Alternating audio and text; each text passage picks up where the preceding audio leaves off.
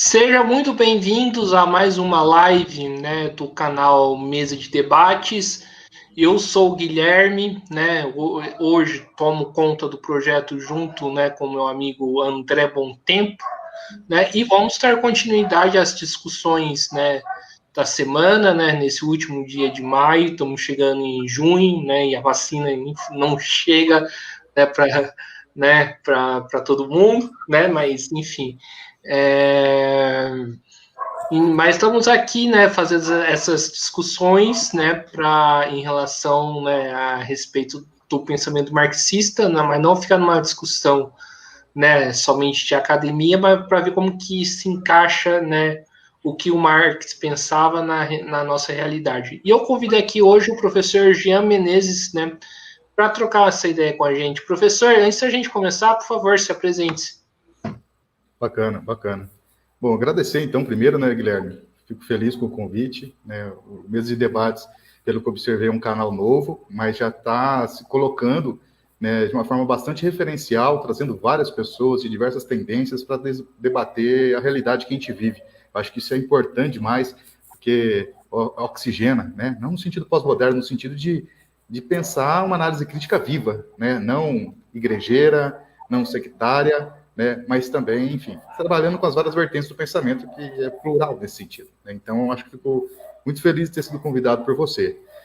Bom, como o Guilherme já colocou, eu sou o Jean, eu sou professor de História, né, eu tenho uma graduação em História, fiz um mestrado em História, e depois eu fiz uma pesquisa de doutorado nas Ciências Sociais, né, sempre tentando trabalhar a questão da história a partir de uma perspectiva crítica. Quando fala crítica, assim, acho que é importante deixar claro, porque crítica cabe tudo, né? Mas é a partir de Marx, né? Isso é muito importante, é um referencial que eu venho trazendo para tentar entender essa realidade que a gente vive, né? E também sou militante, né? Eu acredito na organização partidária, na necessidade de um partido revolucionário, né? Mas também acredito, né, que esse partido não está pronto, não está acabado, né? E que está em construção, né? Existem várias organizações revolucionárias aí pelo Brasil, e desde os anos 90 eu tento me dedicar prioritariamente à construção do Partido Revolucionário, né? Aí vem a questão da formação de professor, enquanto profissão, né? Mas antes de ser professor, a militância revolucionária sempre teve prioridade, porque acho que se trata de uma questão fundamental. Então, mais ou menos, em linhas gerais, eu acho que é isso, né? Sem falar de si mesmo é meio estranho, né? Mas, enfim, acho que cumpre um objetivo inicial. Certo, beleza. Então, vamos começar, então, as perguntas, né, professor? Eu fico refletindo aqui, professor, que esse momento, né, de crise econômica, né, crise sanitária, se eu fico pensando através do pensamento marxista, se o capitalismo não está chegando no seu limite de desenvolvimento. Já peguei, né, com esse questionamento, né? O que você acha em torno disso? Você concorda comigo ou estou equivocado? Bom, vamos lá então, Guilherme. Eu acho que essa questão, essa é uma pergunta extremamente importante, né? Porque ela exige da gente refletir sobre os fundamentos desse mundo que a gente vive hoje, da sociedade capitalista, né? Se a gente pensar em perspectiva histórica, a burguesia chega ao poder, né, emblematicamente no século XVIII, no XVII, XVIII, né, sobretudo pensando na Revolução Francesa, e ela tem uma perspectiva revolucionária, né, de transformar um projeto universal, né, que visa a emancipação política, que visa a libertação do ser humano daquelas estruturas do mundo feudal. Bom, enfim, esse é o momento que o Marx chamou bem, em vários momentos da sua trajetória, de período revolucionário da burguesia, né? Instaura-se, consolida-se o capitalismo, né? Uma nova classe social dirigindo essa sociedade, que é a burguesia, né? Mas não sozinha, fundamentalmente com o desenvolvimento do industrialismo, o desenvolvimento do proletariado, né? Então você tem um sistema capitalista que, na passagem do século XIX, se no século XVIII foi revolucionária, a burguesia, no século XIX até hoje, né, nós temos uma trajetória dessa história do capitalismo, e a burguesia já abandonou há muito tempo. Diria o Marx, desde 1848, ela já abandonou sua perspectiva revolucionária, né? E entra, como Marx diz, né, em uma fase reacionária. Bom, isso não é muito novidade para quem está acompanhando o debate, mas eu acho que é importante para eu desenvolver a linha de raciocínio. Então, você tem um desenvolvimento de forças produtivas no século XVIII, século XIX. Na entrada do século XX, tem um autor que eu sei que você também, Guilherme, conhece muito bem, que é o Leon Trotsky. Ele vai usar uma expressão chamada avanço das forças destrutivas. Né? O capitalismo, ele passa, é o Trotsky em programa de transição, estou fazendo uma citação bem rápida aqui. Ou seja, se o capitalismo foi revolucionário porque avançou as forças produtivas, as contradições em relação a como se reproduz e reproduz a vida, na passagem do século XIX para o século XX, ficou evidente. E eu diria que do século XX, agora nós já estamos no século XXI, né? Esse avanço das forças destrutivas, ele não ficou obsoleto e nem recuou, ele só avançou. Né? Então, eu diria que o capitalismo, ele está com seus dias contados. Eu não quero colocar aqui fazer nenhuma fala de profeta, né? Com o cajado de Moisés na mão. Né? O capital, a burguesia tem subterfúgios fundamentais importantes para poder se reestruturar produtivamente, né? E tentar, mesmo que momentaneamente, driblar, né, a queda da tendencial da taxa de lucros. Né? E com isso, quem sofre nas mãos dessa classe que explora e oprime é a classe trabalhadora. Então, eu não diria que o capitalismo, eu não vou decretar o fim do capitalismo, mas agora, se a gente analisar os fundamentos de como funciona a sociedade capitalista, o capitalismo, como qualquer outro modo de produção que existiu na história da humanidade, ele é histórico, ele é finito. Então, assim, com muito cuidado, muita cautela, sim, o capitalismo vai ter fim. Agora a pergunta foi, me corrija, tá sem intervenções aí no meio, tá, Guilherme? Nós estamos no fim do capitalismo?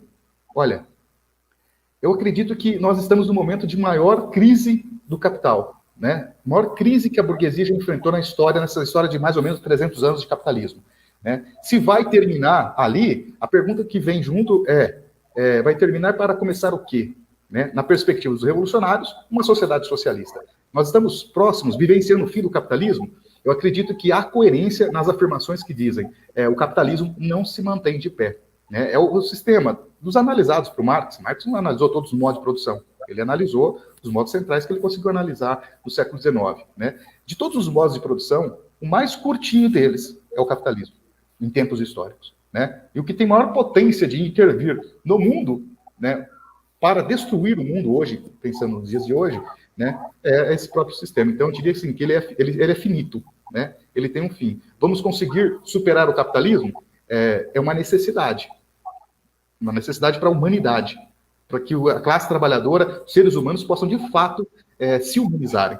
Vamos conseguir fazer essa mudança? Aí eu fico com um pouco mais de ressalva. Agora, a gente precisa buscar essa mudança. Né? Então, acredito que o capitalismo ele tem fim, como qualquer outro modo de produção. Né? E nós estamos nada mais do que, acho que se pensar nesse processo histórico, visualizando mais do que nunca a proximidade desse fim. Mas ele não cai de maduro, como tradicionalmente falamos. Né? É preciso organizar a classe para conscientemente fazer frente ao capitalismo diante dessa crise gigantesca que ele está vivendo.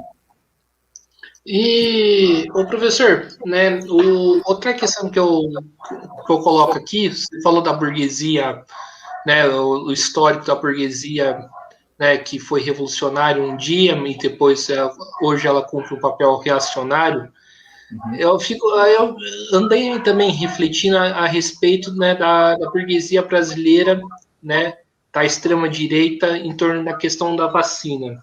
Uhum. A vacina, para mim, né, é algo, né, é algo que já está comprovado que a sua importância histórica, né, se não fosse pela vacina, talvez não estaríamos aqui, né? Mas só que a gente tem um pensamento reacionário, no meu ponto de vista, que se coloca muitas das vezes contra a vacina. Hoje está mais ou menos por conta, né, do recuo, né, da extrema-direita em relação a essa pauta, mas esse pensamento existe. Isso mostra, né, o caráter reacionário da burguesia brasileira? Poxa, Guilherme, que pergunta bacana essa. Muito bacana essa pergunta. Por que eu acho que ela é muito importante? Porque ela faz, né, a gente continuar pensando a trajetória, a constituição, a formação da sociedade brasileira, da sociedade capitalista. A gente tem que... Muitas pessoas... Hoje a gente vive... Me permita um parênteses rapidinho antes de responder a pergunta, Guilherme. A gente vive num momento da história da humanidade em que, mais do que nunca, né, existe uma história em migalhas, né, uma história fragmentada, uma história recortada, uma história microfacetada, para forçar mais ainda a barra da expressão. E quando a gente tem essa perspectiva histórica, isso não é coisa só dos historiadores. Os historiadores são intelectuais fundamentais no desenvolvimento dessa perspectiva que eu estou criticando aqui. Agora, isso está difuso na sociedade já, né, nos dias de hoje.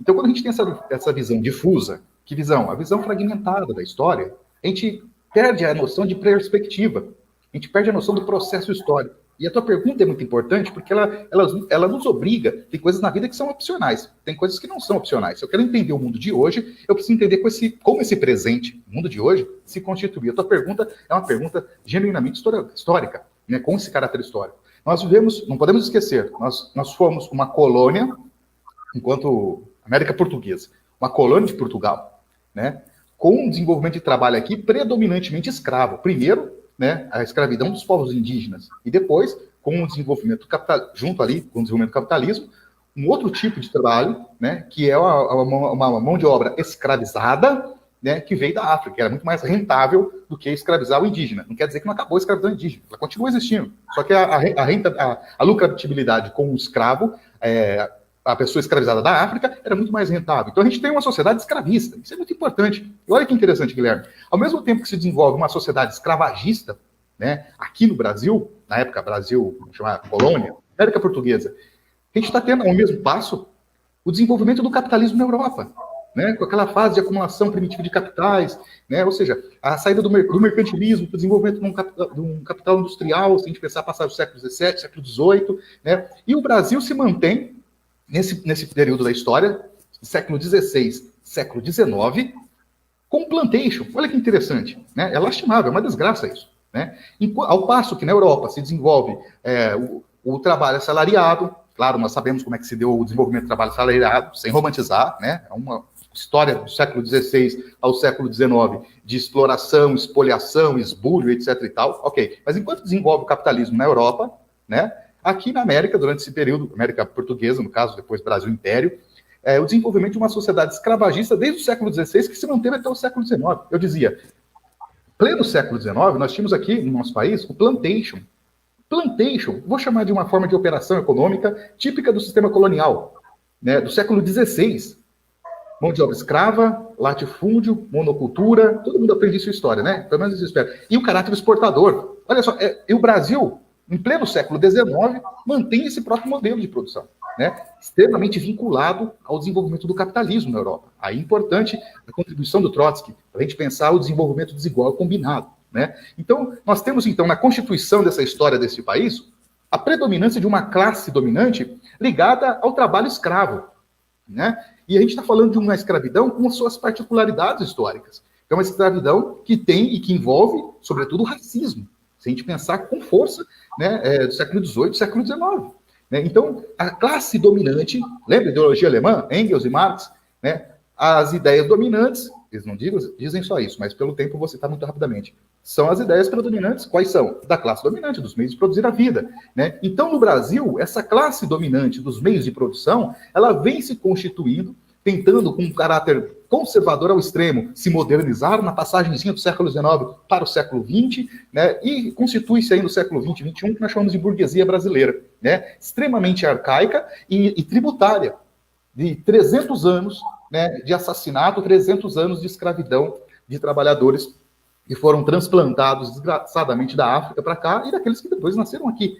Então, assim, sim, a burguesia brasileira é radicalmente conservadora. Eu acredito que essa ideia de negar a vacina, de negar as medidas, como você muito bem colocou, Guilherme, as medidas que realmente vão salvar vidas agora, não tem pozinho mágico, não tem cartola do mágico que vai sair um coelho salvador. A gente tem que se isolar, e aí precisa ter condições para fazer o isolamento, né? Mas é vacina, isolamento, usar máscara, né? E conscientização, não no sentido idealista de conscientização, mas um trabalho de divulgação, né, de que isso é o caminho, esse é o caminho, e não a negação que essa burguesia reacionária, né, que, lembra, não é só porque é brasileira, a burguesia já é reacionária, se a gente pensar com Marx, desde 1848, e essa burguesia, que se coloca como burguesia no Brasil, e de fato é, né, ela é tributária de séculos de escravidão, né, então esse pensamento conservador que se constitui na história do Brasil, né, na formação da sociedade brasileira, sobretudo das suas elites dominantes, vai se expressar em muitos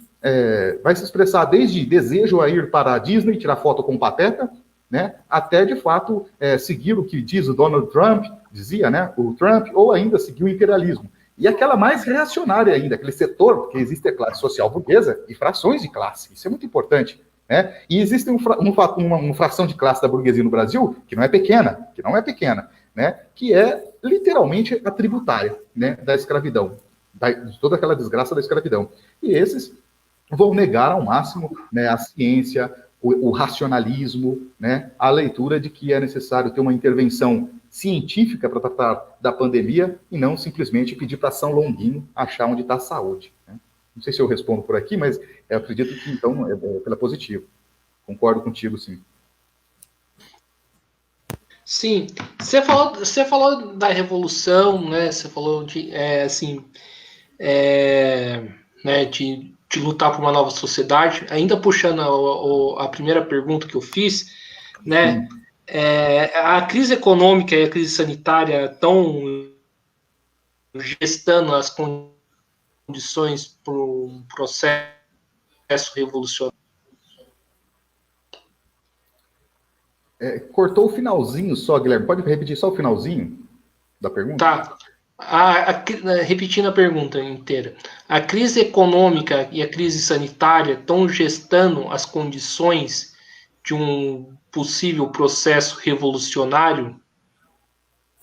Sim, a resposta é um grande sim, logo de cara. Né? Porque o capitalismo é inerente ao capital. Não porque é natural, como um pé de goiaba, mas é inerente ao capital que toda essa forma de reproduzir a vida no capitalismo produz o seu próprio coveiro, dizia o Engels e o Marx e a Liga dos Comunistas lá em 48, já no manifesto. Né? Em que sentido? Ao passo que mais desenvolve o capitalismo, ao passo que mais ele vai avançando, destruindo, né? Se teve avanço das forças produtivas até um dado momento, na meados do século XIX para o século XX e XXI, você tem avanço das forças destrutivas. Né? E ao passo que vai avançando essas forças destrutivas, ele vai criando cada vez mais que são piores, mas são cada vez mais criadas as condições para um processo revolucionário, para que uma situação revolucionária aconteça, né? Uma situação pré-revolucionária ou revolucionária, de preferência, no caso, né? Mas agora, se estamos nessa, aí é uma outra análise de caracterização da etapa da luta de classes. Mas o fato é que sim, né? Ou seja, quanto mais desenvolve o capitalismo, e com mais desenvolvimento, maior as suas contradições, criando, né, evidentemente, a contradição maior, que é o antagonismo da classe social, a daqui produz tudo e aqueles que parasitam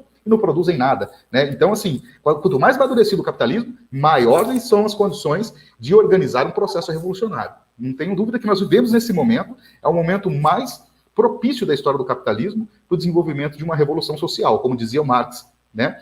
Agora, aqui entra aquela outra questão, né? Questão subjetiva, como vai falar o Lênin, né? Não de subjetivismo pós-moderno, por favor, mas no sentido de que estamos conseguindo organizar a esquerda revolucionária, porque as condições materiais para um processo revolucionário já estão mais do que, aspas, amadurecidas, né? São mais de 460 mil pessoas que morreram no Brasil por Covid. São mais de 14, vou pegar números conservadores, recente pesquisa soltada aí pelo IBGE, 14,7 milhões de brasileiros desempregados. Esse número está errado, esse número, perspectiva deles de metodologia lá, né? Mas esse número de desempregados no Brasil já passa de 50% da população há muito tempo. Né? Então, assim, as condições objetivas para um processo revolucionário já aconteceram, mas o processo revolucionário não depende só dessas questões objetivas. Né? A questão da organização da classe e de entender o que está acontecendo é fundamental. E aí eu sou um pouco mais pessimista em relação a isso, embora entenda a total necessidade. E vamos lá, e qual que é a principal barreira, né? O principal empecilho, o principal entrave para que isso aconteça? Pelo menos aqui no Brasil, também a gente pode citar no mundo.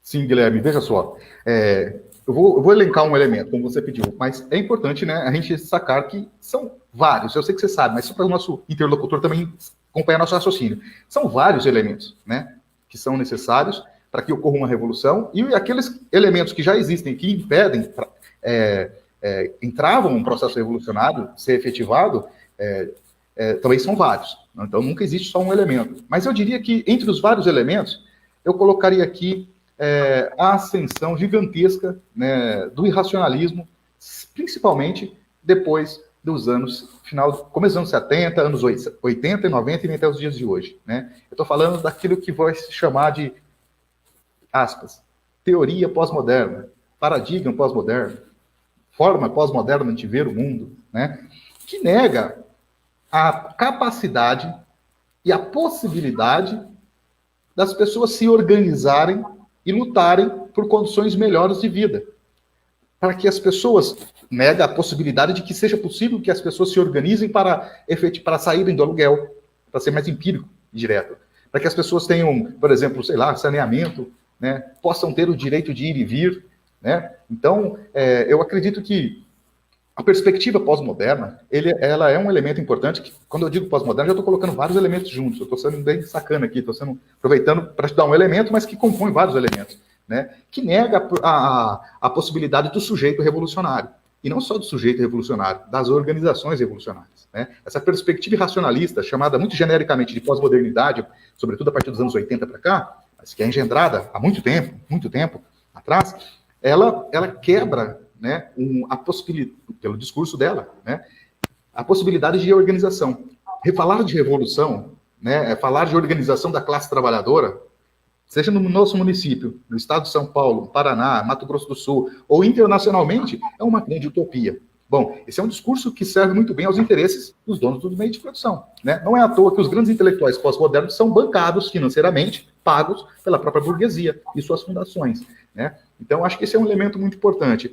E, claro, a pós-modernidade, não quero ficar falando só da pós-modernidade, mas a pós-modernidade é um elemento importante, né? Porque esses intelectuais são representantes, né? Eu entendo, é uma leitura particular, Guilherme, a pós-modernidade como uma ideologia da burguesia nesse momento de crise gigantesca, né? Que vai atuar vamos chamar de superestruturas, para poder desenvolver, né, um conjunto de ideias, ideologia aqui não só no sentido de falsidade, nada disso, mas uma espécie de uma forma de consciência que tenta explicar o mundo, e nesse caso explicando que o mundo é, o que dá para fazer é viver aqui no presente, né, o máximo que puder. É uma versão empobrecida do Carpe Diem, né, dos romanos, né? É um Carpe Diem, viva agora como se fosse o último dia, cuide do seu jardim como se fosse agora, porque amanhã pode não existir mais.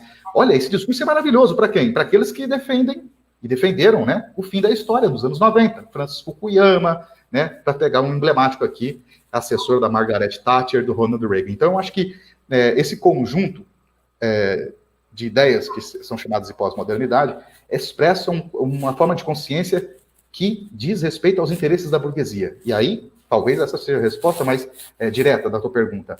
Há uma crise de superprodução no capitalismo.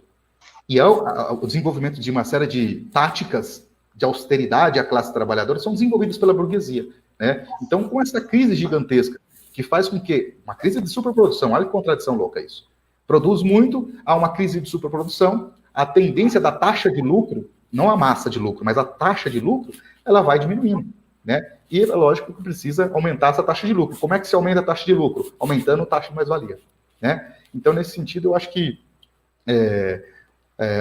essa lógica contraditória de funcionamento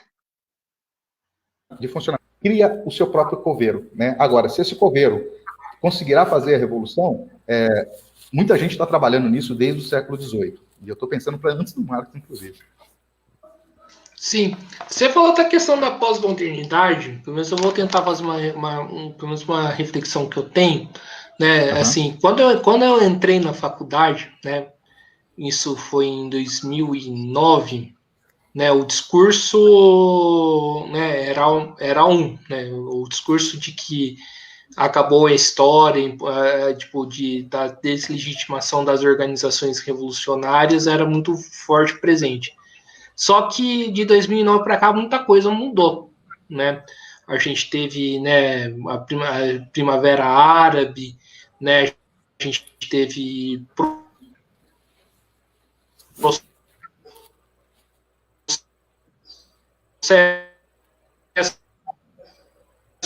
assim, esperando voltar,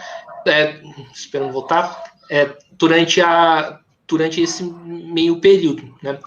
Eu queria te fazer uma pergunta, né?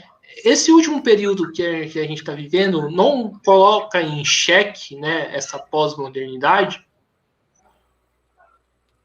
Sim, perfeitamente, Guilherme.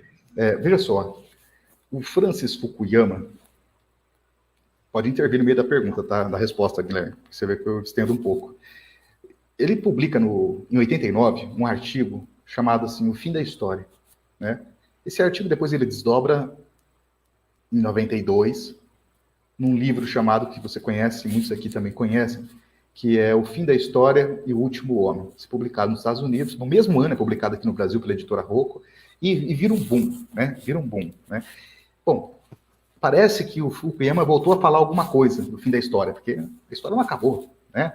É claro que não é numa forma tacanha o fim da história, é no sentido seguinte: vencemos, né? Vencemos. O capitalismo venceu. Você tem o fim da União Soviética, né? Se pensar aqui em 91 diante, você tem uma ideia de que o que dá para fazer agora é melhorar, aperfeiçoar. É uma leitura enviesada por uma certa tradição hegeliana, sobretudo francesa, que tem como ideia que pensa o seguinte: ó, o que existe hoje aqui é a democracia, é o capitalismo, né? O Hegel pensava isso, né?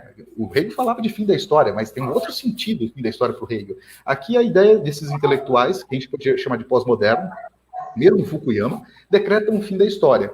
Ora, esse discurso é muito conveniente para aqueles que estão no poder. Foi muito conveniente para o Ronald Reagan, muito conveniente para a Margaret Thatcher, muito conveniente para os governos capitalistas, né? Para a classe burguesa, mundialmente pensando. Agora, você bem colocou.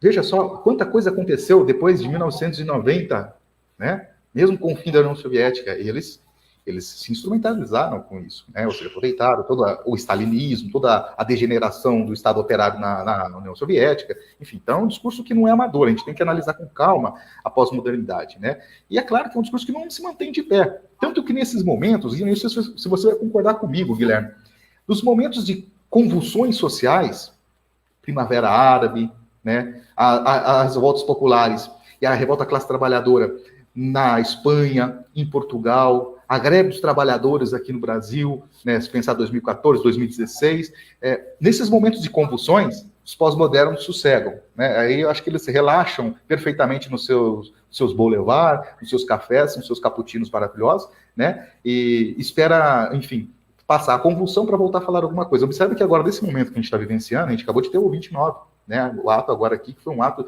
extremamente rico, que aconteceu no Brasil aí, em várias cidades, grande parte da cidade, mais de 250 cidades teve ato.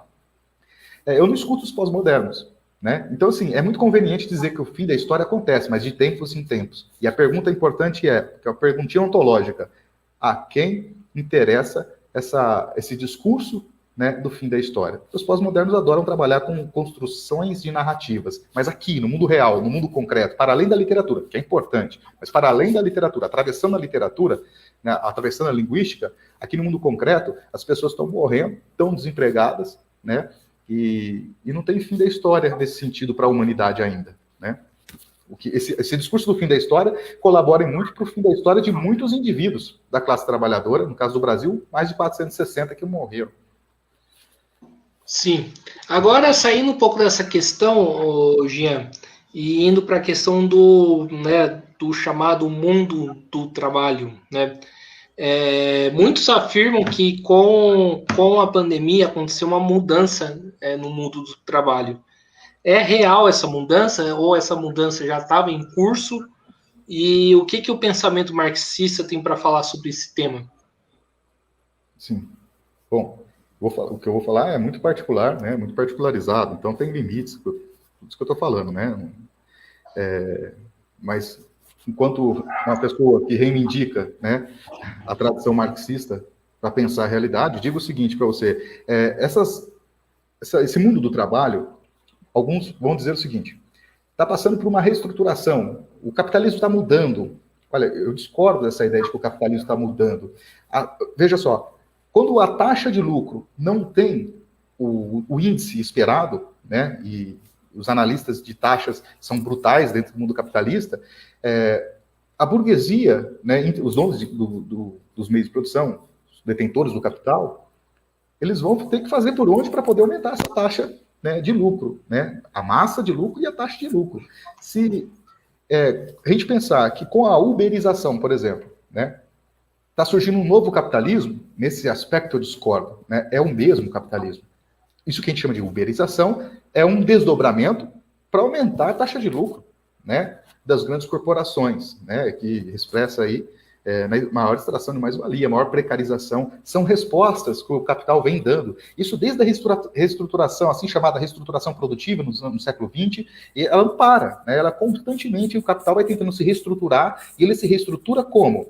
Tentando, quando cai a taxa de lucro, tem que aumentar a taxa de extração de mais-valia. Isso, trocando em miúdos isso aqui para nós, significa o quê? Planos de austeridades para a classe trabalhadora. E aqui entra um elemento importante, né?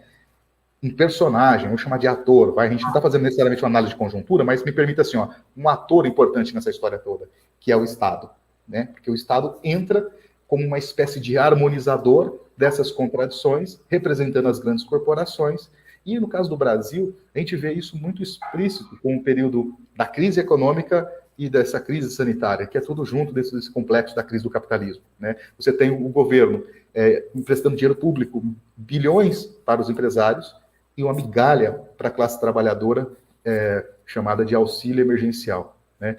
Então, acredito que, nesse sentido, quanto maior ao desenvolvimento de crise do capitalismo, cada vez mais o capitalismo vai se reestruturando. Mas, olha lá, são tentáculos novos, pode falar assim, ou seja, são manifestações, são expressões fenomênicas novas da exploração capitalista. Mas a essência, né, se mantém literalmente a mesma. O núcleo duro, os fundamentos, né, os grundrisses do modo de produção capitalista são os mesmos do século XIX, amadurecidos, é claro que aí com manifestações particularizadas do século XX e século XXI. Então eu diria que é o mesmo capitalismo, né, agora com modalidades novas, e ele precisa fazer isso, né, para continuar sobrevivendo enquanto forma hegemônica de organizar a vida.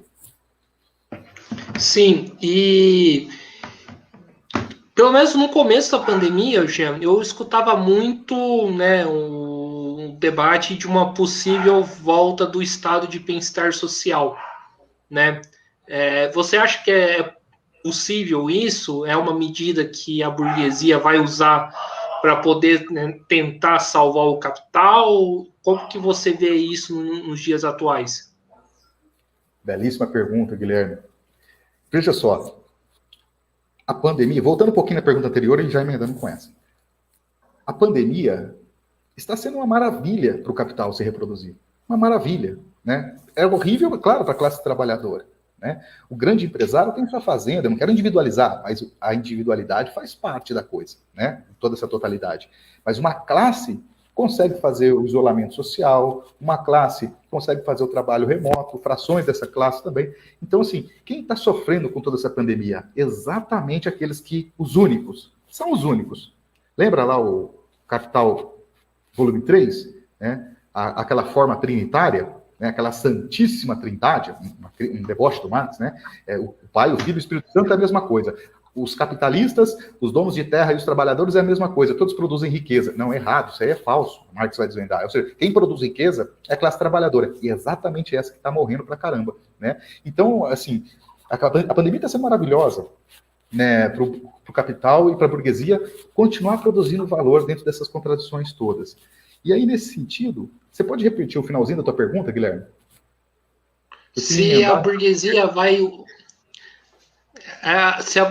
vai usar, né, o chamado bem-estar social, que eu vi que estava sendo debatido, né, no começo da pandemia em alguns países, para tentar salvar o capital.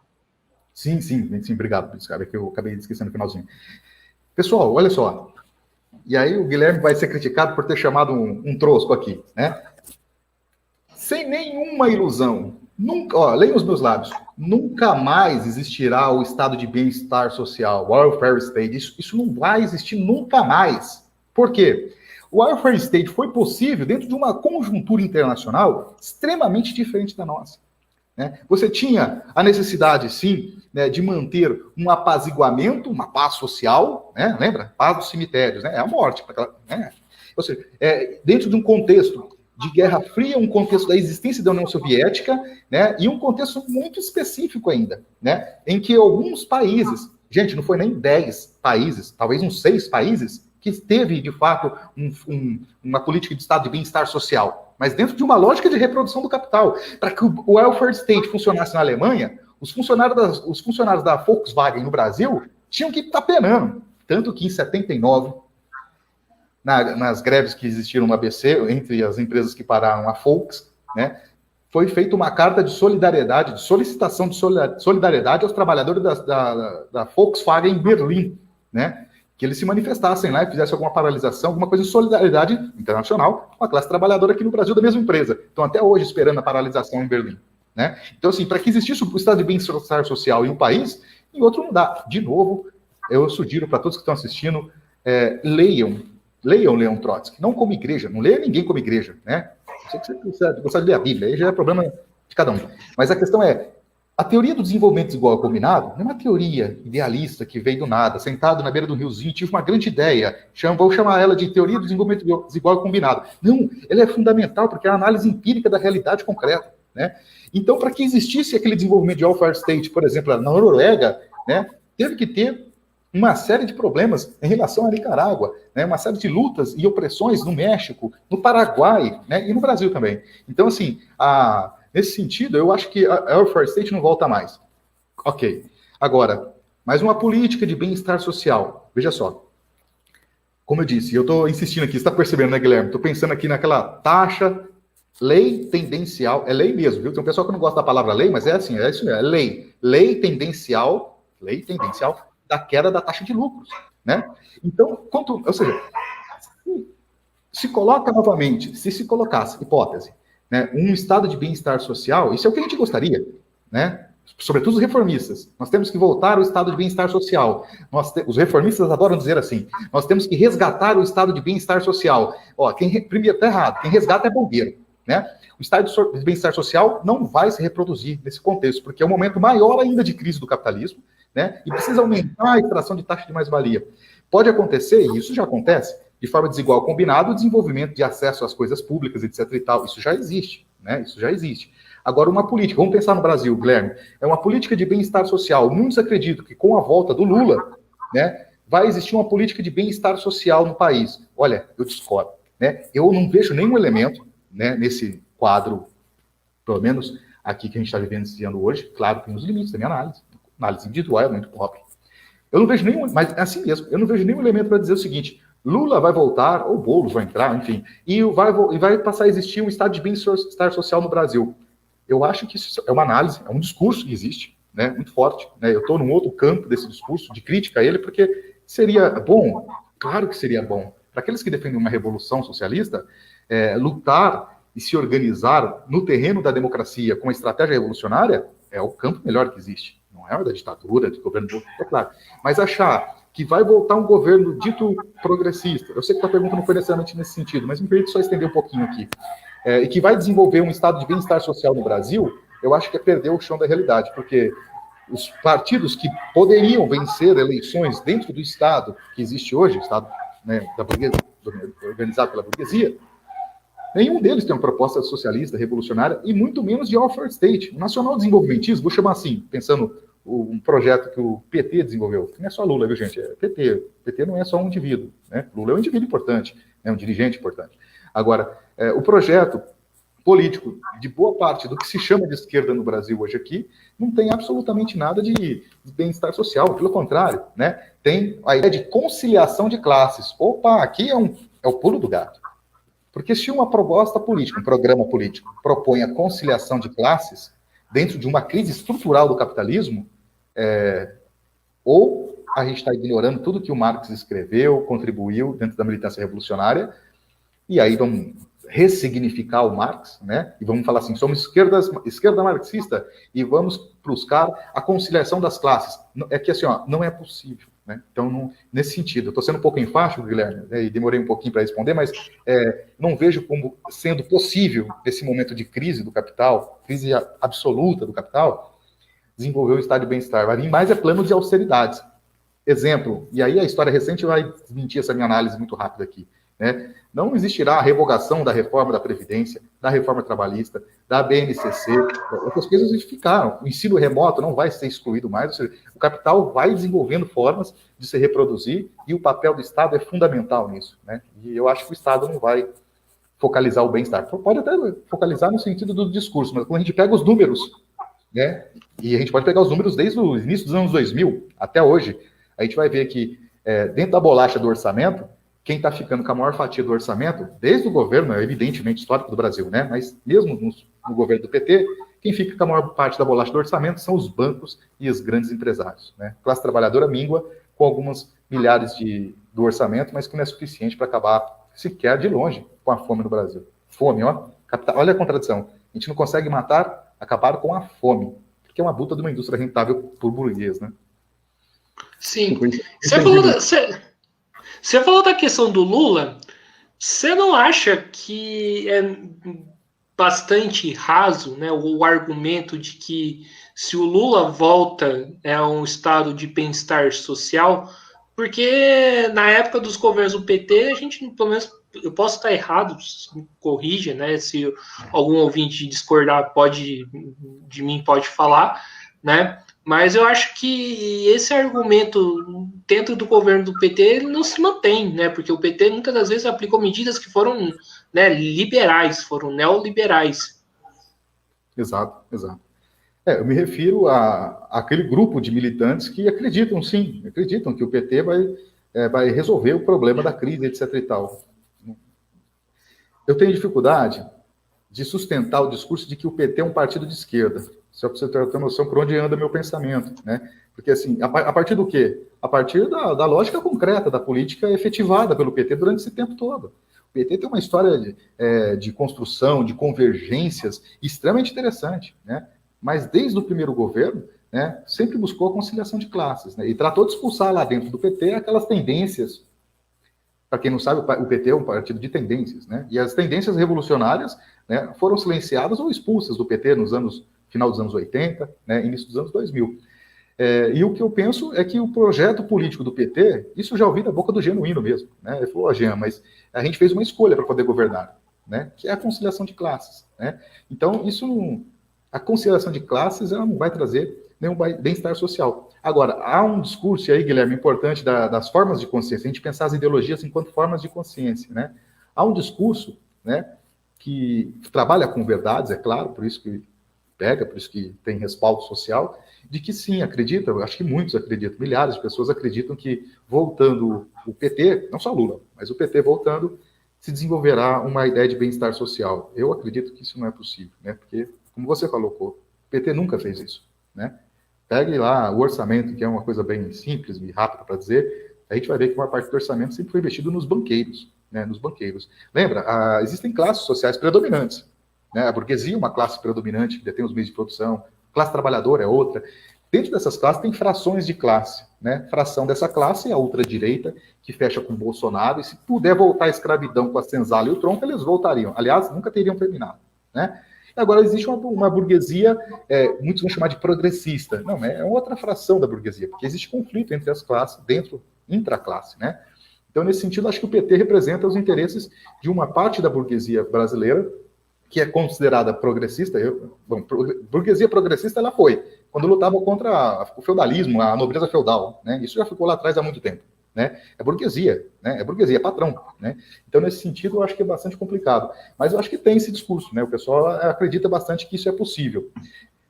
Dá para entender, concorda? Numa situação conjuntural que a gente vive, né? Com o Bolsonaro presidindo,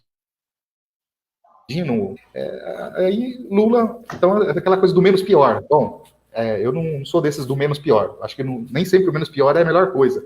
Mas acho que é entendível essa crença. Eu vou chamar de crença porque eu acho que está nesse patamar mesmo, uma crença de que as coisas vão melhorar se o PT voltar. Acredito que os planos de austeridade continuarão existindo.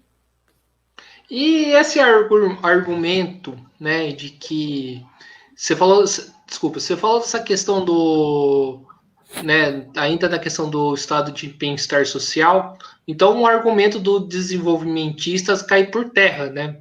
Porque a gente vive num sistema capitalista que existe, né, enquanto um país, de acordo com a própria lei do desenvolvimento desigual e combinado, né, isso cai por terra.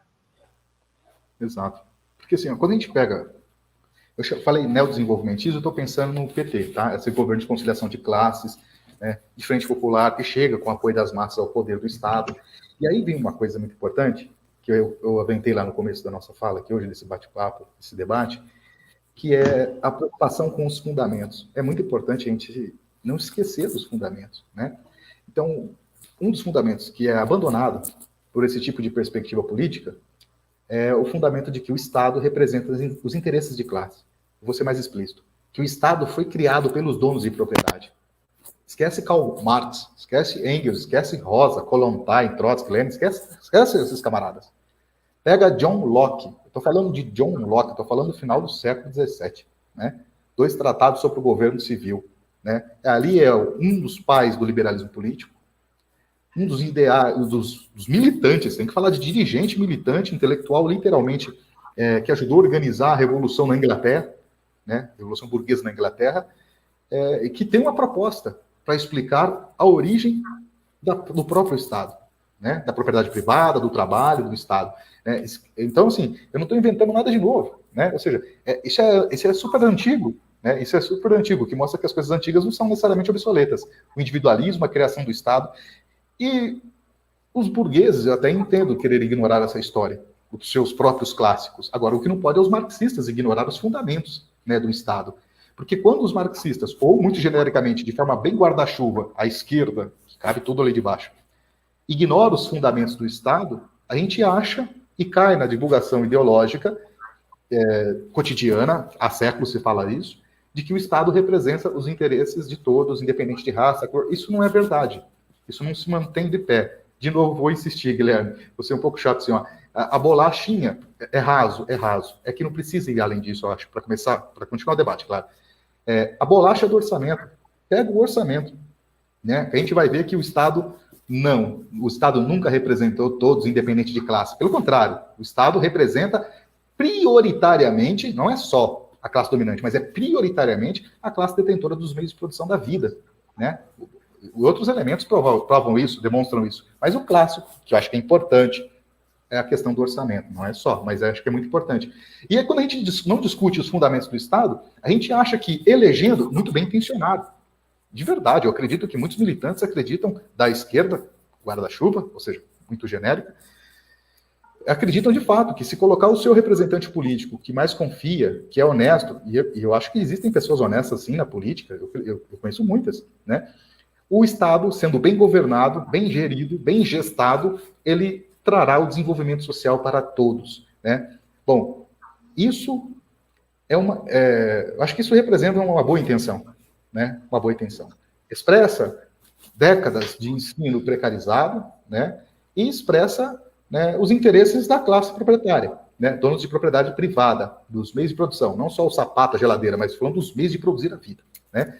Então, é um discurso que acaba negando a origem própria do Estado e acha que só tomando o Estado, através de das eleições, mudará. Eu não acredito nisso, né? Eu não por questão de crença meramente, eu não vejo elementos históricos concretos que me diga e convença, com um argumento racional, lógico, coerente, de que o Estado representa a todos. O Estado nunca representou a todos nós, né? Então, elegendo um candidato X, seja um deputado ou poder executivo, né, o Estado republicano de coalizão, ele é muito mais complexo da ideia messiânica de colocar os nossos representantes lá e o mundo ficará melhor, e a crise mudará.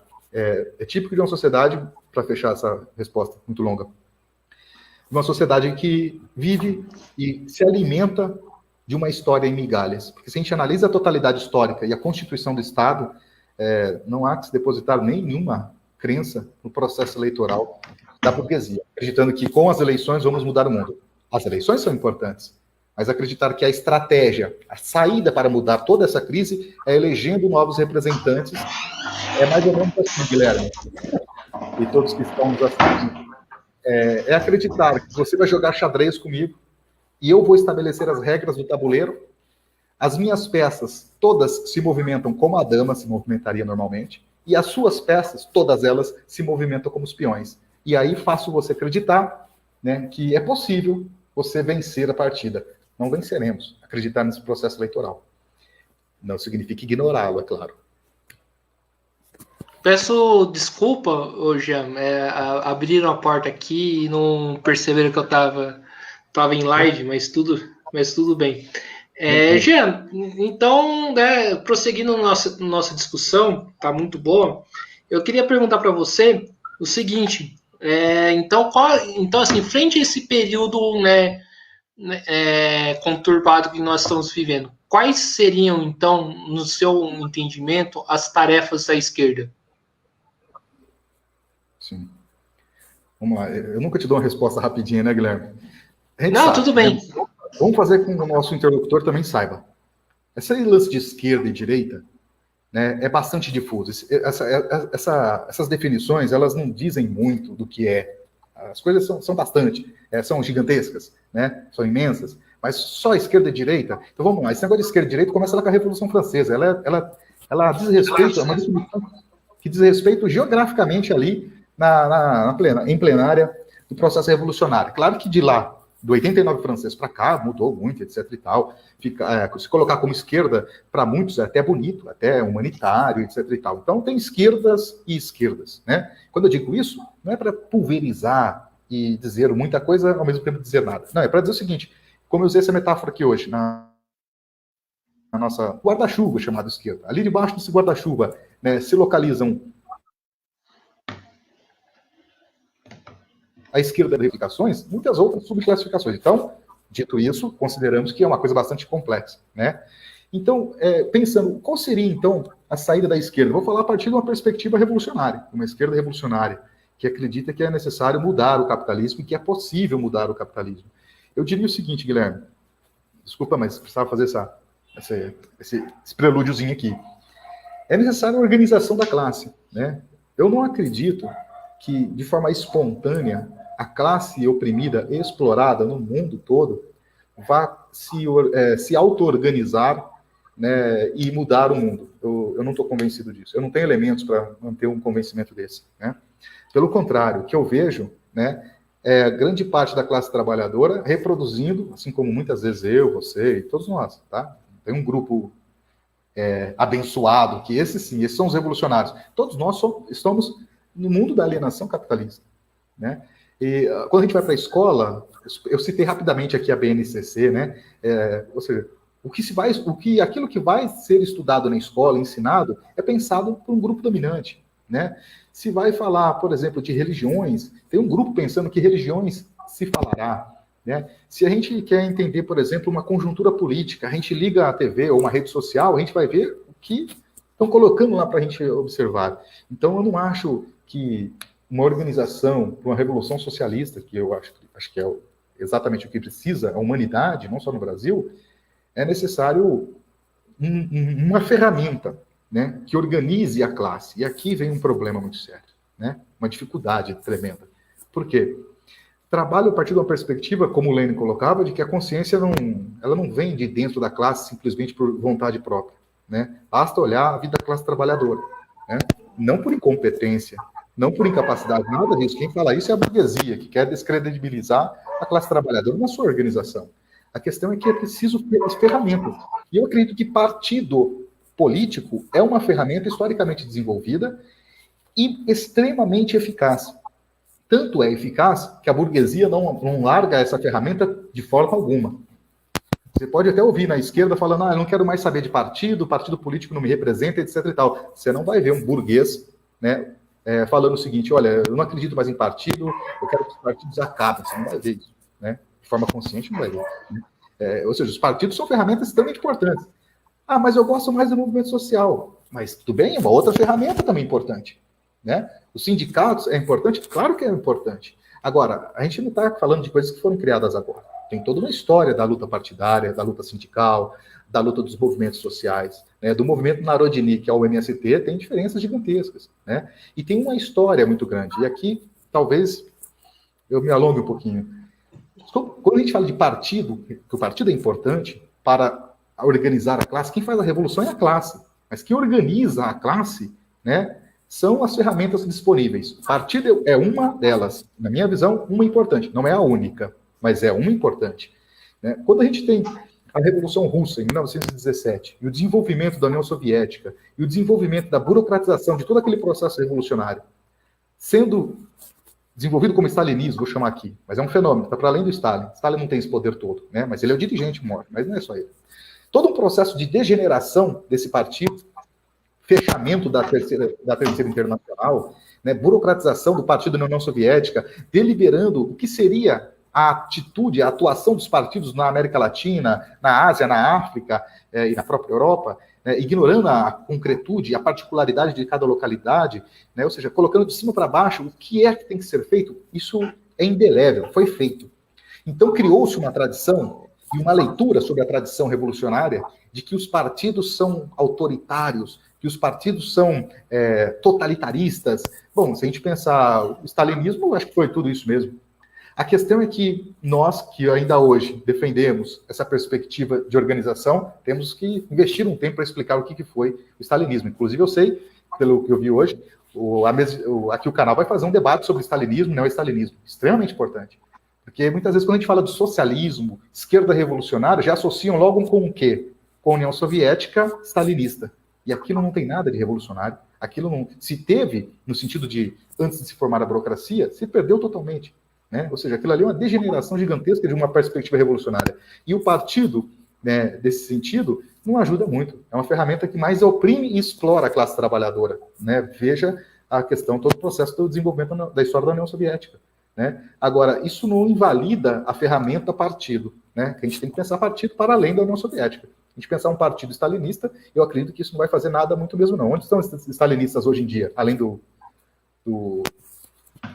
Facebook e de alguns canais aí do YouTube, né?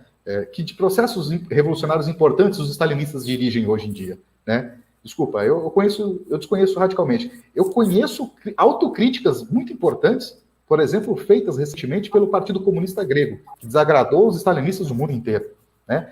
Mas, enfim, então, nesse sentido, eu acho que o partido é fundamental, mas agora, o partido não significa aqueles iluminados, né, que vão guiar os sem luzes, aqueles ignorantes trabalhadoras e trabalhadores, porque não sabem como é que faz a revolução. E muitos partidos, hoje em dia, no Brasil, mesmo os não stalinistas, têm esse comportamento, né? É o fim desses partidos, né? É uma lástima, porque eu acho que é uma ferramenta fundamental, mas partidos burocratizados não é uma exclusividade dos stalinistas, né? Eu acho que isso é um entrave muito grande que ajuda a responder um pouco a pergunta anterior que você fez, né, lá no começo. Por que a classe trabalhadora não consegue se organizar nessa perspectiva? Quando olha para os partidos revolucionários, vê uma empresa, um clube de ilustrados, né? Então isso acaba dificultando, são os desafios, né, de construir um partido revolucionário. E como que... Não, tá ótimo. E como que vai surgir esse partido aqui no Brasil, esse partido revolucionário? As perguntas são muito boas, Guilherme. Mas assim, eu tenho que dizer sempre, não é um complexo de inferioridade da minha parte, é questão de honestidade intelectual. Tudo que eu falo aqui é muito limitado, gente. É muito limitado, é uma individualidade, simplesmente falando a partir de uma experiência, de estudos, etc. e tal. Mas é sempre muito pobre, né? Então, por isso que é importante ter a análise mais global, né? Eu penso o seguinte, você pode repetir o finalzinho, Guilherme? Desculpa. Como que vai surgir esse partido revolucionário aqui no Brasil? Há algumas semanas, eu participei de uma atividade desenvolvida com mulheres trabalhadoras, né? Foi uma atividade que envolvia principalmente mulheres trabalhadoras domésticas. E ao ouvir aquelas mulheres falando, não é uma novidade, eu conheço muitas trabalhadoras domésticas extremamente organizadas, né? Extremamente capazes de fazer uma leitura de conjuntura, assim como um doutor de qualquer universidade que você pensar, né? Só que com um elemento muito maior. Elas conseguem falar da realidade, elas respiram. O Trotsky chamava isso de marxismo vivo, né? Esse marxismo vivo diferente de um marxismo embolorado, né? Um marxismo de clubinhos, em que a análise da luta de classes naquele dado momento é feita por um grupozinho de ilustrados, né, que tem que ter as suas ovelhinhas. Né? É horrível o que eu estou dizendo, eu sei que é horrível, né? Mas eu estou sendo honesto intelectualmente. Eu acredito que a organização desse partido revolucionário, Guilherme, vem sendo perpassado pela participação efetiva da vanguarda da classe trabalhadora, dos mais explorados e dos mais oprimidos. Eu consigo ver mais elementos concretos, não de crença simplesmente, elementos mais concretos numa análise de uma mulher empregada doméstica que está analisando a atual conjuntura, né? E eu conheço várias que estão fazendo essa análise, que são análises mais ricas, que conectam-se absolutamente com a realidade do que muitos PhDs que nós encontramos aí pelo mundo afora e muitos dirigentes revolucionários já batidos, rodados, com uma experiência inquestionável, né, mas com equívocos históricos sendo reproduzidos à torta direita. Então, acho que a construção desse partido revolucionário vem pelos de baixo, né, os explorados. E no caso do Brasil, eu estou falando com os mais explorados e mais oprimidos, eu estou falando sobretudo da população negra brasileira, né? Não estou falando que tem que ser negro para ser revolucionário, não é isso, mas é factual. A maior parte da população brasileira são negros e negras. Né? Se a gente ignorar esse debate, né, e a realidade que essa maior parcela dos trabalhadores estão inseridas, e quisermos construir ou manter a construção, ou manter o partido que já existe, ignorando o que a favela fala, o que as comunidades periféricas pensam, né, achando que são a espécie de pessoas... claro que nenhuma organização que se coloca revolucionária vai falar isso que eu estou dizendo, né? Mas na prática, olhando de forma mais próxima, a gente vê aqueles que sabem falar o que tem que fazer para aqueles que não sabem fazer aquilo que tem que ser feito. Isso está errado, né? A classe trabalhadora não é ignorante, ela sabe muito bem entender o que está acontecendo, né? Eu acho que é por aí, né? Um partido em que a própria classe trabalhadora seja a sua direção, né? Estou falando de um partido do tipo leninista mesmo. Mas eu não estou falando de burocratas que estão há 10 anos dirigindo o partido. Eu estou falando, né, daquela mulher, daquele homem, daquele companheiro, daquela companheira LGBT, né, que começou a militar agora, recentemente, né, e que tem, sim, uma experiência gigantesca e que está acessível para aprender, né, com aqueles que têm maior acúmulo histórico, sem dúvida nenhuma. Colocar essa base, né, de trabalhadores explorados e oprimidos longe das direções partidárias talvez o maior equívoco da história do movimento revolucionário. Sim. Agora, voltando um pouco da questão da conjuntura nacional, Jean, nós vimos, né, as manifestações do dia 29, né, e também vimos manifestações da direita, né. Eu andei pensando aqui, né, mais digamos assim, um devaneio meu, né, se está começando a gestar, né, uma polarização social, né, dentro do Brasil. Essa é a pergunta que todo mundo quer uma resposta. Essa eu também estou procurando. E eu estou analisando, muito modestamente, né, os desdobramentos da conjuntura. Né? E a gente, claro, é no sentido de criar uma conjeturação. O futuro, né, não pertence a Deus, não, pertence a nós. A gente não sabe o que é o futuro exatamente, né? Mas a gente pode fazer conjeturações a partir do mundo concreto, do que está acontecendo agora. Se espera, desejamos que exista essa polaridade que você se refere. Né? Se eu pegar como referencial o 29 que teve agora esses dias, né, foi um massacre em relação à manifestação pró-Bolsonaro. Né? Eu acho que foi extremamente superior, né, as manifestações de rua em relação àquelas manifestações que ocorreram de outras semanas passadas de apoio ao bolsonarismo, que não é só apoio ao Bolsonaro, né, é um apoio ao projeto de ultradireita mega conservador, né, racista e xenofóbico que existe aqui. Então, eu acho que está começando, né? Eu acho que eu não consigo dar essa resposta para você, Guilherme, mas eu estou vendo alguns elementos e um dos termômetros importantes, numa análise de conjuntura, a gente não fica só com um elemento, como eu já falei antes, né? Ou seja, são vários elementos. Essa disponibilidade, essa disposição de ir às ruas, mesmo com a pandemia, é muito significativo. É um termômetro extremamente significativo, né? E nesse sentido, caminhamos, possivelmente, sim, para uma polarização cada vez mais gritante. Se a gente pegar esse elemento, manifestação de rua, já existe uma polarização, né? E eu acho que o que se chama de esquerda, né, teve destaque, né? Ponto para nós. Nós estamos aqui, eu acho, né? Tô com convicção disso no campo da esquerda, né? Mas sem cantar a vitória antes da hora, porque foi uma expressão muito importante, massiva, né? Mas eu acho que um pouco de cautela. Toda análise de conjuntura exige cautela, porque não se faz política revolucionária sem coração, né? Mas também não pode fazer sem razão. Então, é claro que a gente quer que a polarização no sentido da luta, né, continue existindo e se intensifique, né, e que a gente seja vitoriosa nessa queda de braço. Mas quando vai fazer algum comentário conjuntural, acho que tem que ter bastante prudência, né, para poder analisar os fatos, porque nem sempre o desenvolver é para o sentido, o caminho que nós gostaríamos. Sim. Nesse momento de crise, você percebe, né, um fortalecimento das ideias marxistas?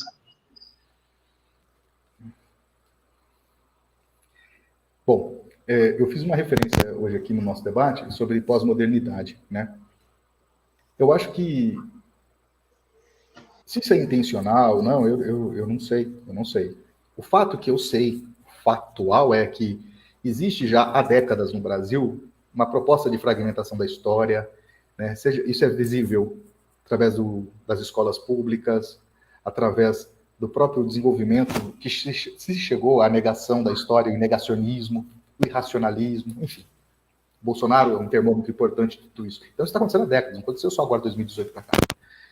Então, considerando que tem essa fragmentação, eu acredito que muitas vezes esse discurso pós-moderno, que, lembrando, não é só um discurso, é uma ideologia, né, de uma classe que detém os meios de produção, que propõe a particularidade como a saída, e não é só a particularidade, a singularidade, a luta singular como a luta possível. Eu acho que isso é muito forte, Guilherme. Eu acho que isso é muito forte. Eu acho que as pessoas lutariam mais contra o racismo, sem mexer uma palha contra o capitalismo, do que o contrário. Eu acho que muitas pessoas se mobilizariam para a luta LGBT, mas não se mobilizariam para fazer revolução socialista de forma alguma, né? Então, o que eu estou falando aqui, talvez eu possa até ser linchado, né, porque eu estou falando, mas é exatamente o que eu penso, né? Ou seja, eu vejo muitas pessoas se movimentando por temas vitais, importantes, olha lá, 70 vezes.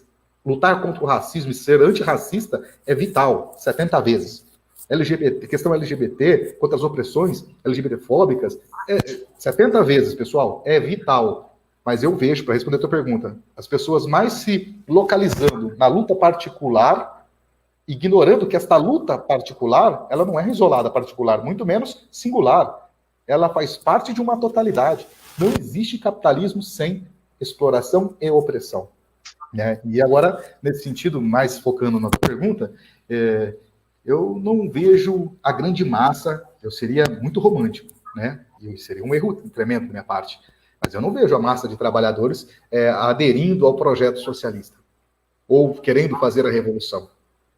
Digo, e para não entrar em contradição, quero ser muito bem entendido por todos, não acho que a consciência vem de fora. Estou só reafirmando que as organizações revolucionárias não estão conseguindo sucesso de massas. Mesmo os partidos de quadro não estão conseguindo sucesso de massas. As perspectivas pós-modernas, que isolam a luta numa particularidade, propositalmente ignorando toda a totalidade que essa luta particular importante está inserida, que beneficia o capitalismo, né? Eu acho que eles estão tendo mais sucesso do que a gente. E aí vem aquela parte que é um pessimismo, mas é um pessimismo da razão, né? Um pessimismo porque acordei com o pé direito. Sim, mas você não vê, pelo menos, um crescimento da vanguarda, né, dos setores que estão em luta, não das massas, né? Aí acho que seria romântico demais. Você não vê mais setores de vanguarda, né, se falando que simpatizando com as ideias marxistas. Por exemplo, eu vou dar um exemplo para você. Eu tenho vários amigos, né, que saíam comigo na época que podia sair, que assim, com todo respeito, assim, tem pouca noção, né, da teoria marxista, mas se reivindicam revolucionários, assim, falam que é comunistas e tal. Você não vê um crescimento nesse sentido? Sim.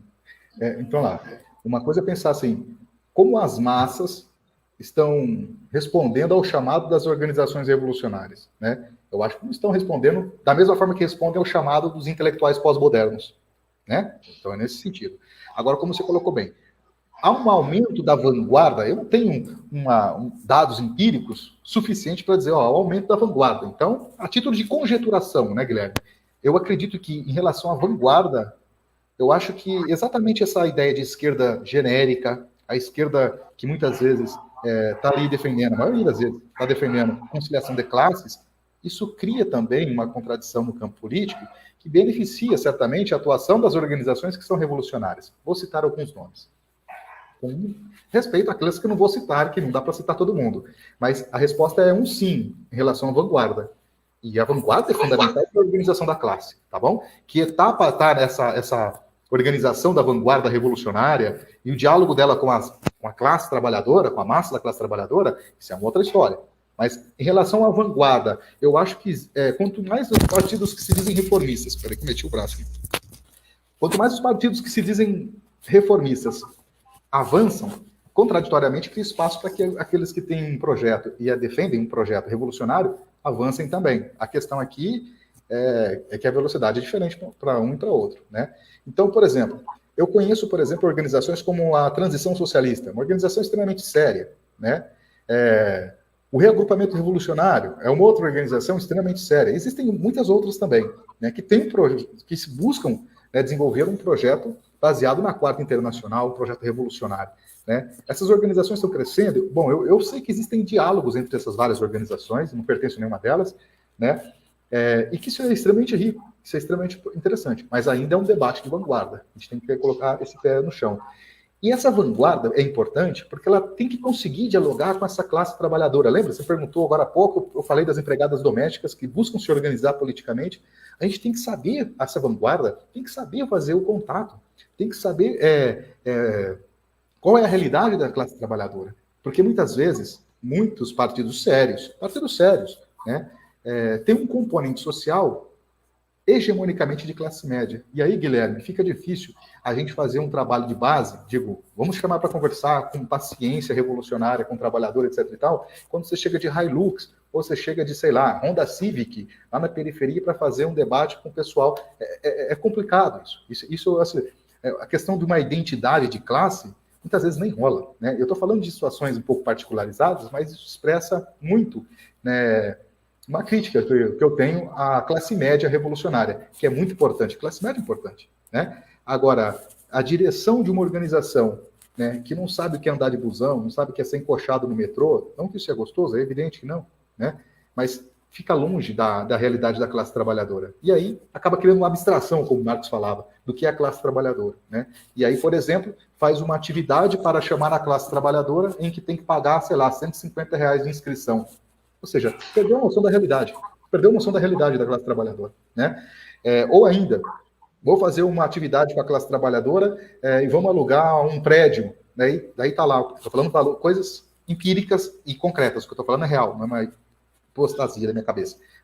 Aí R$300 mil é o preço do aluguel de um resort para a gente fechar para fazer o nosso congresso. Perdeu a noção do que é a classe trabalhadora. Por mais que queira mais conforto, etc., segurança, perdeu a noção da realidade material da classe trabalhadora, né? Mas agora eu acho que tem organizações que não perderam, não, pelo contrário, né? E é exatamente essas organizações que são organizadas pela própria classe trabalhadora. Queria citar mais uma organização que não é bem um partido, ou busca ser um partido, mas é um grupo de estudos, que eu acho muito importante que... Vou citar ele aqui, porque eu não acho que ele é só um grupo de estudos, né? É o Le Marx, né, que é um laboratório de estudos e pesquisa do marxismo, ligado, de uma certa forma, à Universidade Federal da Bahia. Mas, para além de um grupo de pesquisa acadêmico, busca se organizar com essa classe trabalhadora, né? Então, acho que são experiências novas, né? Nem tão nova, né? Mas são experiências, ou seja, vou repetir, partido é uma ferramenta. Acho que é a ferramenta mais aperfeiçoada que pode existir, né? Mas não é a única ferramenta, né? Eu acho que todos... agora a questão é saber dialogar com todos esses espaços que buscam organizar a classe trabalhadora, né? É um desafio, está dado desde o século XIX para cá. Mas, Jean, você citou organizações que, na verdade, assim, são muito pequenas, né? Se eu conversar com... Eu conheço a Transição Socialista, né?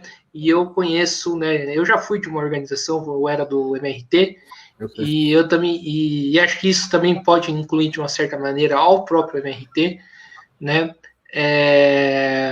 Eu também fui de organização, mas, por exemplo, se você falar para uma cobradora de ônibus, né? Você conhece a Transição Socialista? Não conhece. Você fala para o motorista de ônibus, né? Do coletor de lixo, você conhece o reagrupamento revolucionário? Também não conhece, assim também como também não vai conhecer também, né, o próprio MRT, na qual não tem nenhum problema falar que eu já militei nessa organização. Uhum. Tipo, essas organizações não são muito, né, isoladas da grande massa? Sim, são organizações pequenas, né? Mas eu acho que talvez o problema, Guilherme, não seja o fato de serem organizações pequenas. no sentido de que não tem, a classe trabalhadora não conhece ainda, né? Mas eu acredito que é muito mais importante, né, organizações que busquem, a partir de um programa revolucionário, né, construído da cabeça de 1, 2, 3 pessoas, mas a partir de um processo de constituição de um programa revolucionário, dialogar com um projeto, com um programa revolucionário com a classe trabalhadora, do que uma organização maior, né? Por exemplo, se você fala PT, as pessoas sabem quem é o PT, né? Para criticar ou para defender, para, enfim, sei lá, ponderadamente ficar mais em sintonia com o PT, um pouco crítico, enfim, tem respaldo. O PT, ele existe como um partido considerado de esquerda, né, e que tem influência de massas aí. Aí eu pergunto, né, vou devolver para você uma pergunta, Guilherme. O que seria, se temos como horizonte, estratégia, fazer uma revolução, o que é mais importante, né? Para quem quer fazer a revolução, eu não quero, tudo bem, já é outra questão. Para aqueles que defendem a revolução, é preferível, né, é mais coerente, não é porque é menos pior, mas é porque é mais coerente. Uma organização pequena que está em construção e com os pés no chão, não vai fazer a revolução amanhã, nem mês que vem, nem ano que vem, do que acreditar que um partido reformista que defende a burguesia vai acabar ou resolver os problemas da classe trabalhadora. Então, assim, eu acho que o programa é muito importante. Isso é muito importante. Se a gente pensar a história da esquerda revolucionária, digo aqui revolucionária no sentido daquelas organizações que têm um programa que quer fazer revolução socialista, né? A luta sempre foi árdua, né? Sempre foi difícil, você sabe disso, né? Então, assim, são desafios que não acabam mais, né? E nesse desafio que não acaba mais, torna difícil a militância. E faz com que muitas pessoas, inclusive de organizações, abdiquem de um projeto revolucionário, né? Reproduzindo a ideia de um certo fim da história, de que o que é possível agora, nesse momento da história, é apenas a radicalização da democracia. Faz parte também do discurso pós-moderno, né? Ou seja, não dá para fazer mais nada a não ser aperfeiçoar a democracia. Bom, se o Lenin pensasse assim, claro que é um contexto histórico diferente. Mas se o Lenin pensasse nesse sentido, né, não existiria. Abril, na Rússia, teria um outro sentido. Não para reproduzir de forma anacrônica, mas só para ajudar a pensar na realidade, né, que não vai ser igual lá. Então, assim, eu acho que às vezes menos é mais, né? A questão é que aí a gente está no momento da maior crise da história do capitalismo, né? E a gente quer respirar, concorda? A gente quer sair, a gente quer poder ter um mínimo de segurança. E aí é opcional. A pessoa pode ter um projeto político que diz, olha, eu defendo as reformas. Eu acho coerente, se eu defendo o capitalismo, que é possível humanizar esse capitalismo, tem coerência aí, né? Agora, quando eu tenho em perspectiva um programa revolucionário, não tem coerência nenhuma isso, né? Por exemplo, uma organização revolucionária que propõe a revolução, né? Mas que faz uma reificação cotidiana do reformismo. Falando de revolução, como falava lá o Trotsky, só para os dias de festa, né? Fala que defende a revolução, mas na realidade não está defendendo nada de revolução. Claro que eu não estou me referindo ao PT, o PT nunca falou de revolução, né? Mas várias tendências, o pessoal, com ressalvas às tendências que tem dentro do pessoal, que também tem várias propostas, inclusive, semelhantes ao que eu estou falando aqui. Mas, enfim, então acho que o desafio, né, é como conseguir organizar a classe trabalhadora, sem negar o momento histórico que a gente vive, sem negar a importância dos direitos democráticos, né? Isso é muito importante, porque a gente tem que fazer uma diferenciação muito grande entre defender os direitos democráticos, né, como o espaço mais importante que a gente tem, isso é o Marx falando, gente, não é nem eu não, para poder desenvolver a organização da classe, do que numa ditadura, do que numa monarquia, né? Agora, tem uma diferença, ter como estratégia a democracia, a radicalização dela, e a revolução socialista. Quando a gente vê socialistas, né, falando de revolução socialista só para dia de festas, e no dia a dia a gente vê que a prática é de aperfeiçoamento da democracia, aí tem uma contradição que não tem como resolver, é uma equação que não vai fechar de jeito nenhum. Sim, agora para fechar nosso debate, já está muito legal, né? Você acredita que a burguesia brasileira, né, vai buscar resposta para a crise no país com o objetivo de manter o seu status quo?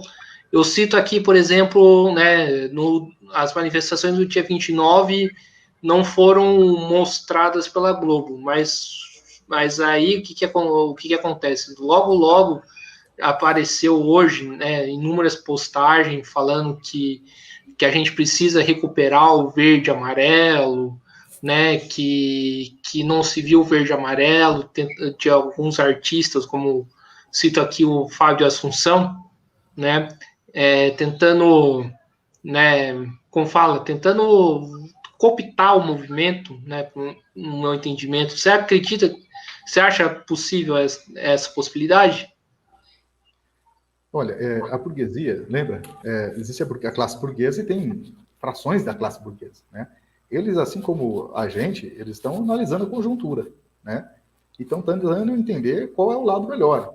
Em 2018 entenderam, pelo menos a maior parcela dessas frações da burguesia, entenderam que eleger Bolsonaro era melhor do que manter, até antes, né? Do que manter a Dilma, né? E o processo eleitoral, lá daquele impeachment da Dilma, o Temer entra. O importante ali foi deixar um novo representante dos seus interesses, que foi Jair Messias Bolsonaro, hegemonicamente, né? A maior parcela. Então, essa disputa está acontecendo até hoje, ela não para, né? Essa relação de forças entre as classes e interna às classes, ela continua existindo. Se a resposta é sim, né? Se ela vai tentar se apropriar do movimento, sim, Guilherme, ela sempre vem fazendo isso, né? Historicamente, a burguesia tenta se apropriar do movimento. Vamos lembrar de julho de 1848, né? Se a gente pensar as revoltas, Primavera dos Povos, na França, a burguesia está junto com a classe trabalhadora no primeiro momento, mas em julho ela vai ceifar a classe trabalhadora, não ceifou antes, né? Porque está vendo na correlação de forças ali no desenvolver da luta de classes, né? Qual é o momento melhor de estar junto ou estar separado, de se apropriar ou de tentar extirpar ao mesmo tempo. Mesma coisa na Alemanha, na Silésia, né? Ou seja, no primeiro momento os burgueses estão junto com a classe trabalhadora. Bastou a monarquia guilhermina fazer algumas dietas, a burguesia já sai de cena, a burguesia sai do lado da classe trabalhadora e vai entrar do lado da monarquia prussiana para reprimir geral a Revolução de 48 na Alemanha, né?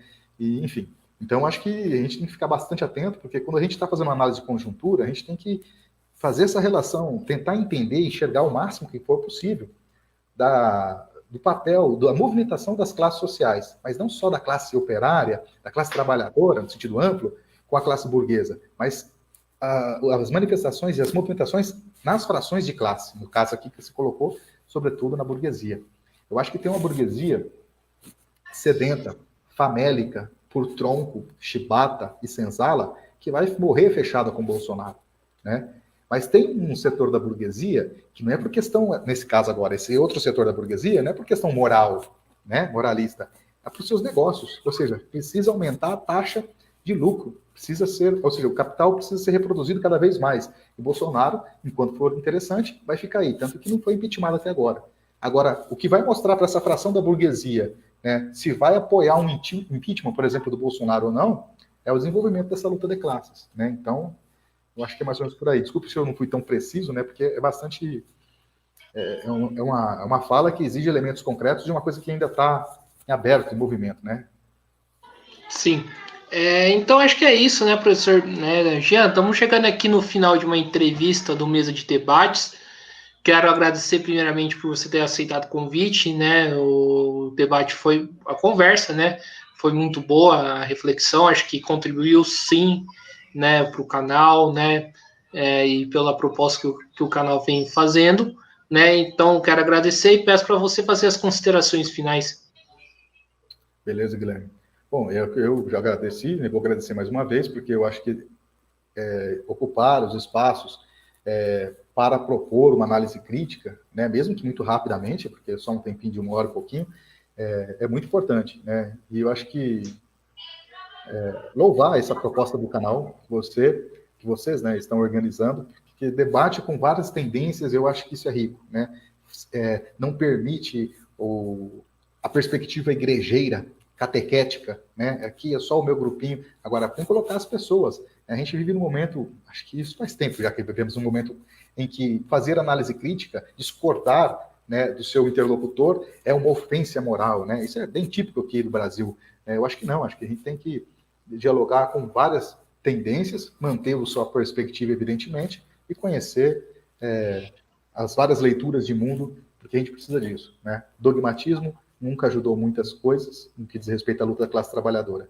E há o desafio de organização da classe trabalhadora. Você tem algumas organizações aqui, Guilherme, como eu disse, não sou nenhuma delas, mas eu acredito que, seja qual for a organização, né, a saída só vai ser dada de fato, digo o quê? Que as demandas da classe trabalhadora só serão de fato atendidas contra a própria classe trabalhadora, quando ela própria estiver se organizando e fazendo a luta para além das eleições. Não significa ignorar o processo eleitoral português, mas significa se organizar de fato pela base. Que isso não seja um mero jargão, mas que seja uma factualidade, ou seja, os trabalhadores, né, organizando a sua luta, né, não um grupo de ilustrados, burocratas, né, ou ainda patrões ou amigos dos patrões querendo organizar a luta, né, e falar o caminho é esse. Quem tem que dar a linha política é a própria classe trabalhadora. Quem sabe o que precisa lá na periferia, na favela, no bairro da Coab, ou no CDHU, é aqueles que moram lá, né? Então é isso. Eu agradeço. Fico por aqui, então. Então é isso, pessoal. Mais uma vez agradecendo o Jean. Quero agradecer a você que estiver assistindo esse vídeo. Para aqueles que assistirem esse vídeo através do YouTube, né, peço para que se inscrevam no canal Mesa de Debate Instituto um pouco. Para aqueles que assistem através do Facebook, vão na página no YouTube e se inscrevam no canal, né? Curtem esse vídeo no YouTube, né? Outros vídeos que o canal produziu, compartilhem nas redes sociais, né? Esse e outros vídeos, né? E curta a nossa página no Facebook Mesa de Debates e siga a gente no Instagram. Então é isso, pessoal. Fique atento à nossa programação e até a próxima, pessoal. Fui. Abraço.